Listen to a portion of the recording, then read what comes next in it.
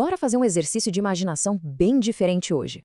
A gente vai pegar a estrutura do inferno de Dante, sim, aquele mesmo, e aplicar a um dos personagens mais icônicos da ficção científica, o Spock. A missão aqui é bem clara: descobrir qual seria o destino eterno dele.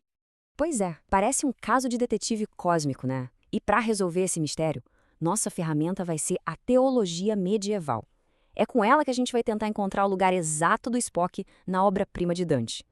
Mas calma aí, antes de começar o julgamento, tem uma questão fundamental.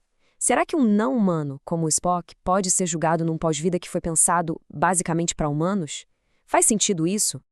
A chave para essa pergunta está num conceito vulcano chamado Katra. O Katra é, basicamente, a essência viva de uma consciência, com memória, com personalidade, algo muito parecido com o que a gente chamaria de alma. E se ele tem isso, bom, então ele pode sim ser julgado. E o mais fascinante é que esse conceito, o Katra, bate muito com a ideia de alma racional de Tomás de Aquino. E por que isso importa? Porque a teologia de Tomás de Aquino é a espinha dorsal de todo o inferno de Dante. Então, para essa nossa análise, o Spock se torna um sujeito moral, com direitos e deveres, digamos assim. Ok, então com essas premissas definidas, o cenário está pronto. O julgamento do Sr. Spock pode oficialmente começar. Então, vamos começar a nossa descida. A gente vai passar por cada círculo do inferno e analisar as acusações contra o Spock, uma de cada vez. A primeira parada é o segundo círculo, o lugar da luxúria, onde a razão se curva ao desejo. E a principal evidência contra o Spock aqui seria o famoso Ponfar. A definição de Dante é bem clara: pecadores carnais que submetem a razão ao desejo. A pergunta é: isso descreve o Spock? E a resposta é não. Veredito: inocente. O Ponfar é uma compulsão biológica, algo que ele luta para controlar. A vida inteira do Spock é o exato oposto disso. É a razão dominando os impulsos, e não o contrário. Ele é um mestre da autodisciplina, não alguém que se entrega. Ok, próxima acusação. Quinto círculo, o lar da ira e do rancor.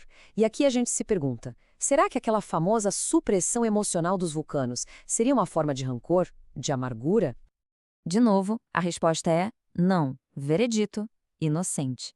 O controle emocional vulcano não é sobre rejeitar a alegria da vida. É uma medida de proteção, uma disciplina para evitar a violência que marcou o passado da espécie dele. É um ato de prudência, não de amargura, mais uma acusação arquivada. Bom, mas agora a coisa fica séria. A gente chega na acusação mais grave, uma que poderia, de fato, mandar o Spock para um lugar bem feio, o sétimo círculo. E tudo gira em torno do momento da morte dele.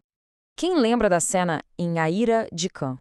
Spock entra numa câmara de radiação, sabendo que vai morrer para salvar a Enterprise. A grande questão teológica aqui é: isso foi um sacrifício ou foi suicídio, um pecado mortal? E olha, essa diferença é tudo. Na teologia, o suicídio é um ato de desespero, onde a morte é o objetivo para fugir do sofrimento.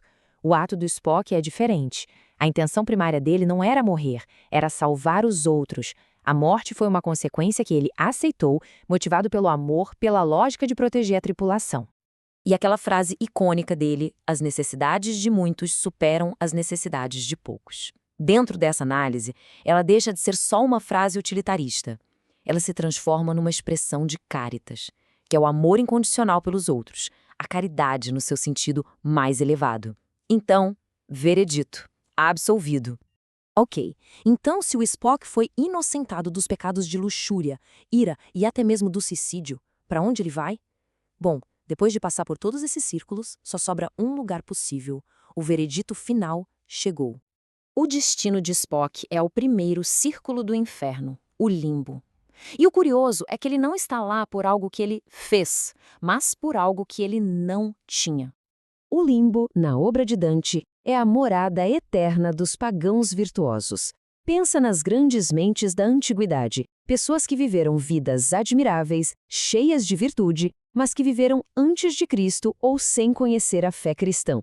Spock, com sua vida baseada na lógica e na razão, se encaixa nesse perfil como uma luva.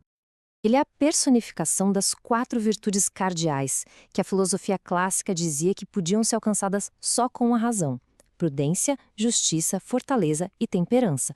Ou seja, ele é o residente perfeito para esse lugar tão específico. Tá, mas como é a vida nesse inferno? Não tem nada a ver com fogo e castigo físico. A punição, se é que podemos chamar assim, é muito mais intelectual, muito mais sutil. Lá no limbo, o Spock viveria no chamado Nobel Castelo, o Castelo Nobre, um lugar reservado para a elite intelectual da história da humanidade. E olha só a companhia dele. Ele poderia passar a eternidade discutindo lógica com Aristóteles, que Dante chamava de o mestre dos que sabem. Poderia conversar sobre geometria com Euclides ou sobre honra e estratégia com Saladino. Ele estaria entre os seus. Mas então, qual é a punição? A punição é feita sob medida para uma mente como a de Spock. É um estado de desejo sem esperança. É saber que existe uma verdade final, uma causa primeira para o universo, mas ser para sempre incapaz de conhecê-la. É a hipótese final que nunca poderá ser comprovada. Isso nos deixa com uma pergunta final, que é simplesmente genial. Para uma mente movida por uma curiosidade sem fim, como do Spock, uma eternidade de perguntas sem resposta, seria uma tortura sutil ou, de uma forma estranha, um paraíso perfeitamente lógico?